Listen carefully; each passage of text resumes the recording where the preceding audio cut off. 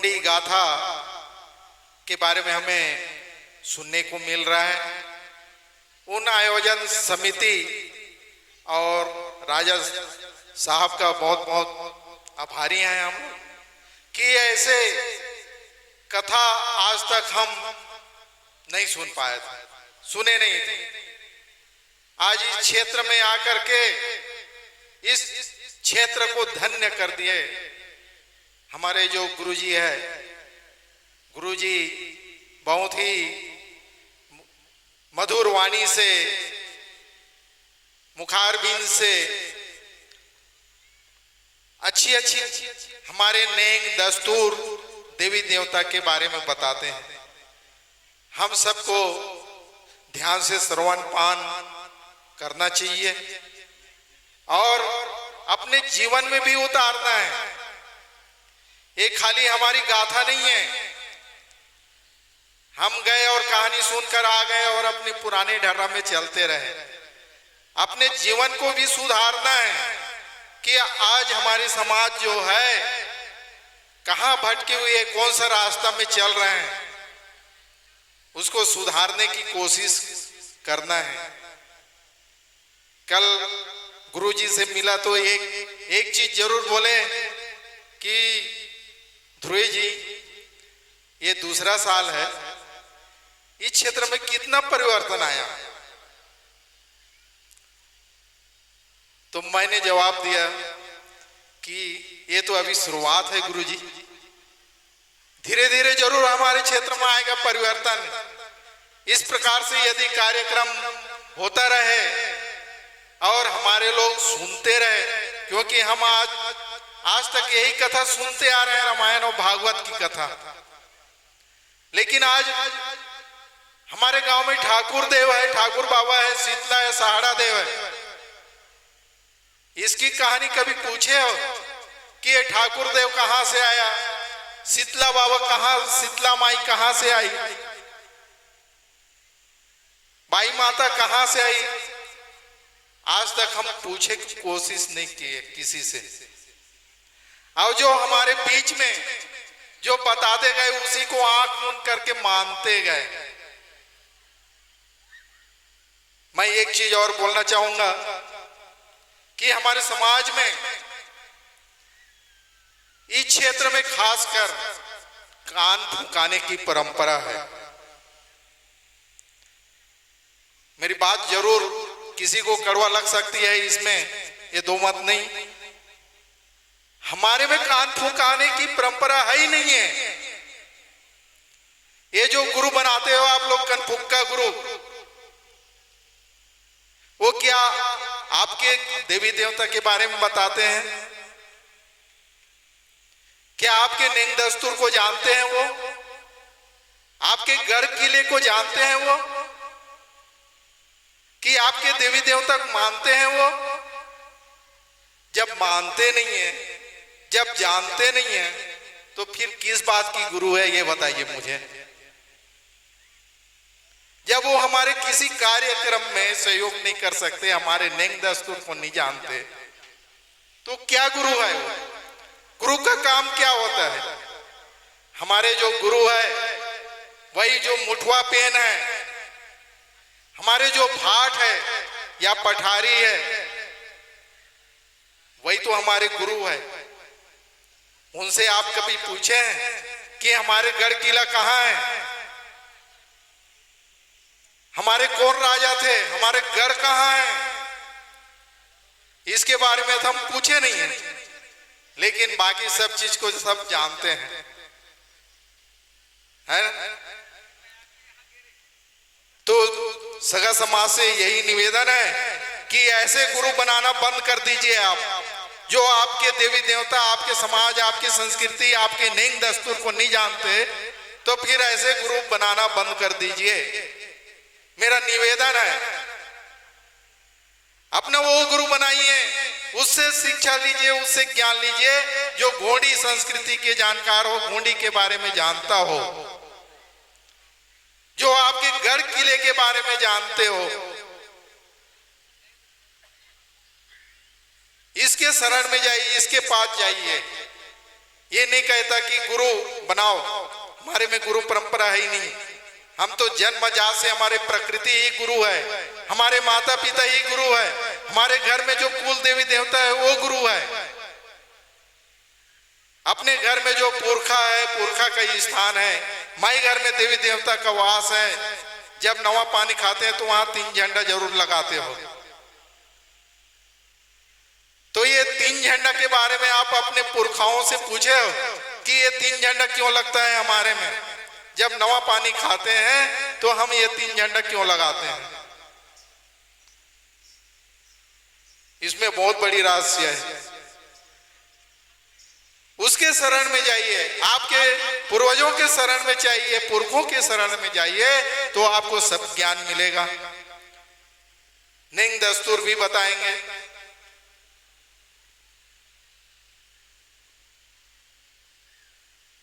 तो हम आज इस गोंडी धर्म संस्कृति या कोया पुनेम गुरुजी बहुत अच्छे ढंग से बनाए कि हम सब कोख से जन्म लेने वाले समाज है। हमारे समाज जो है कोख से जन्म लिया है और गोंडी परंपरा के अनुसार, पुनेम के अनुसार, सरल भाषा में बताऊं, पुनेम का मतलब पू मतलब पुरखा और नेम के मतलब नेंग। तो हमारे जो पूर्वज है, दादा के दादा, दादा के दादा, कई दादा हो गए, वो जो नेंग बताए हैं, नेंग नियम बनाए हैं, उस रास्ते में हमें चलना चाहिए। वही तो नेंग है। हम उनके रास्ते को छोड़ देते हैं और दूसरे के रास्ते में चलना चालू कर देते हैं। तो हमारे जो पूर्वज जो बनाए हैं उस व्यवस्था का पालन करना है, उसके अनुसार से हमें चलना है। तभी हमारी जीवन जो है, हमारे समाज का जो स्थिति है उसमें सुधार होगा। आज देखे होंगे हमारे समाज इतना पिछड़ा क्यों है? कभी चिंतन किए हैं? दूसरे की तुलना किए हैं? भाई ये देखने को मिलता है हमारे समाज में कि हम इतना पीछे क्यों हैं। एक गहन चिंता की बात है। आज हर गांव में देखते हैं हमारे समाज जो है बहुत पीछे है, चाहे वो पढ़ाई लिखाई के बारे में हो, चाहे आर्थिक के बारे में, आर्थिक स्थिति के बारे में हो, चाहे सामाजिक स्थिति के बारे में हो। समाज में भी जाना उठना पसंद नहीं करते और कहीं भले चले जाएंगे, लेकिन समाज की जैसे मीटिंग है या कुछ कार्यक्रम हो रहा है तो वहां दिखाई नहीं पड़ते। भाई जब तक हम समाज में आना जाना नहीं करेंगे, कहीं कार्यक्रम हो रहा है वहां हम सम्मिलित नहीं होंगे तो जानेंगे कैसे? तो हम अपने समाज को जगाना है, बताना है कोया पुनेम के बारे में, गोंडी धर्म संस्कृति के बारे में मानना है और जानना है। आज हम अपने 30 त्योहारों को नहीं जानते, दूसरे के 30 त्योहारों को इतना बढ़ चढ़ के भाग लेते हैं। आज हमारे कौन कौन से त्योहार है, अब उस त्योहार में कैसे पूजा पाठ करना है ये हम भूल गए हैं। हम सब गोंडवाना देश के कोया पुनेम के वासी हैं, कोया राष्ट्र की निवासी है। आज हमें मूल निवासी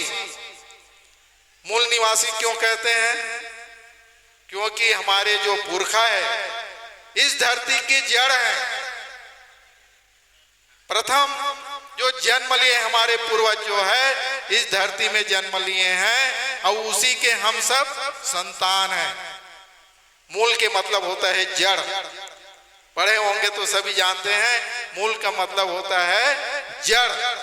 तो हम किसके संतान हैं, किसके डाला शाखा हैं? मूल के। इसलिए हमें मूल निवासी कहते हैं। फिर दूसरी बात है आदिवासी। तो हमारे जो पूर्वज है वो आदिकाल से, अनादिकाल से कई हजार करोड़ वर्ष जो है हमारे पूर्वज इस धरती में आए। अब इस धरती में आके एक हमें समाज के रूप में एक विकसित किए, जो हम एक यहाँ समाज के रूप में सब दिखाई पड़ते हैं, इसलिए हमें आदिवासी कहते हैं। अब गोंड, हम सब गोंड है, हमारी धर्म गोंड है, भाषा गोंडी है। तो गोंड जो शब्द मिलकर बना हुआ है 4 अक्षर से, अंग्रेजी का जो 4 अक्षर है GOND,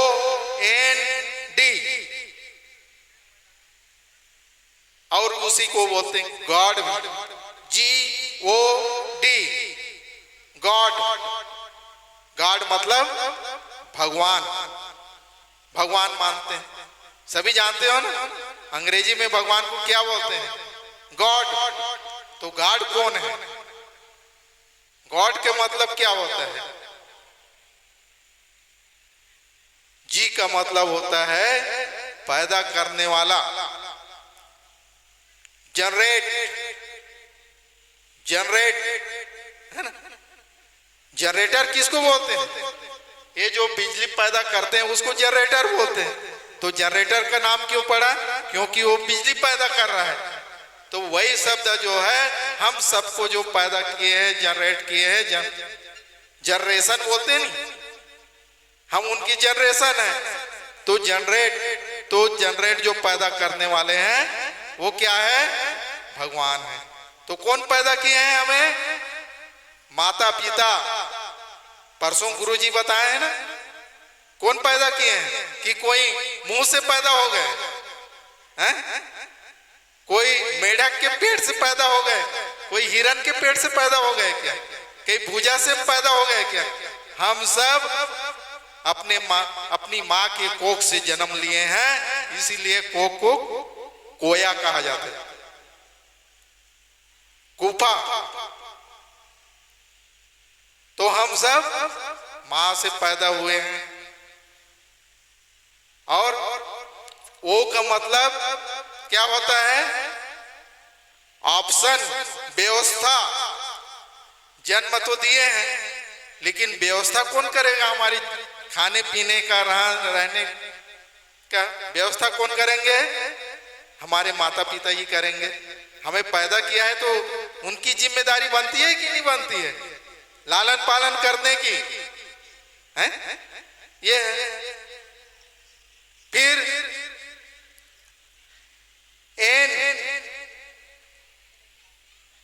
GON, एन का मतलब होता है नेचुरल, प्रकृति। प्रकृति में हमें अपने जीवन यापन करना है, प्रकृति के रूप से हमें पूजा पाठ करना है, रहन सहन करना है प्रकृति के अनुसार।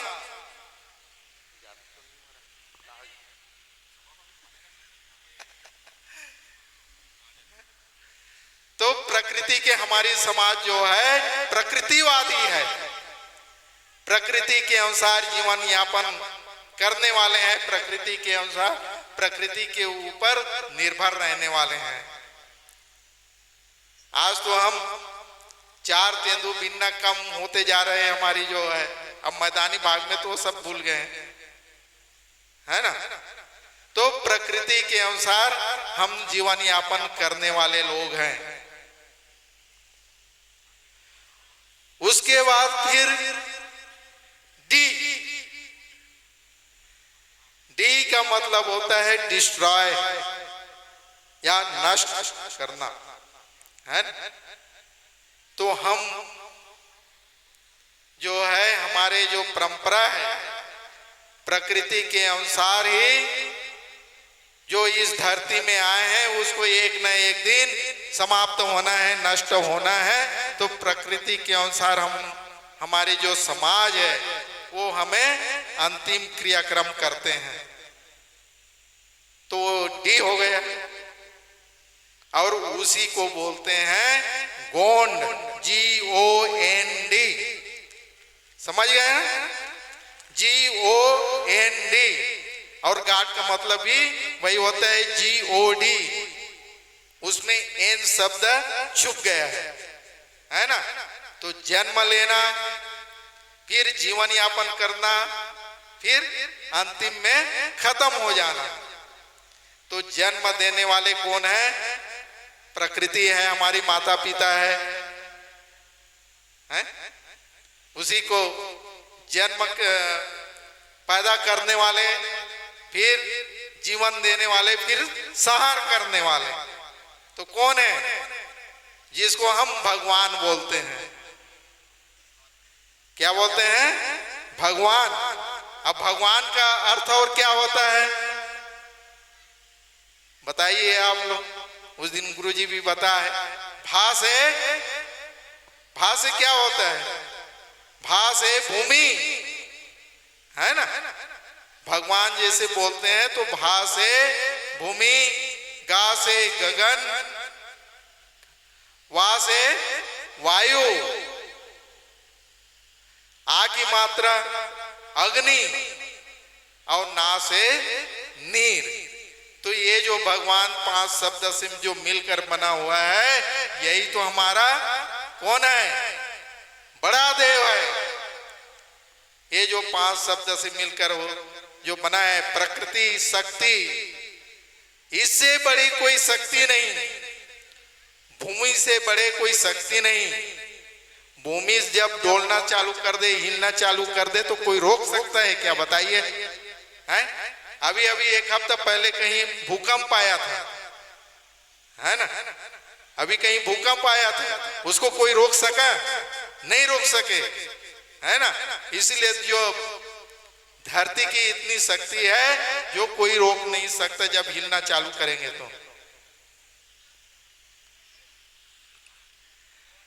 आकाश से बड़ा कोई हो नहीं सकता, है ना। इसीलिए धरती माता बोलते हैं। इसे आकाश से बड़ा कोई हो ही नहीं सकता है क्या? है? कहीं भी चले जाइए, आकाश तो पूरा एक निराकार है, शून्य है, खाली जगह है। जितने आप ऊपर चलते जाएंगे कुछ नहीं मिलेगा, खाली ग्रह नक्षत्र सब है ऊपर में, लेकिन उसके ऊपर में खाली भाग वही आकाश है, भाग जिसको हम भगवान मानते हैं। तो आकाश से बड़ा कोई है ही नहीं है।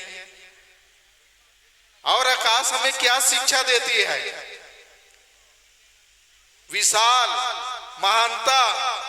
ऐसे कर्म करो कि हम महान बन जाए, ऐसे कार्य करो इस दुनिया में, ऐसे कार्य करके जाओ कि हमारा नाम चले।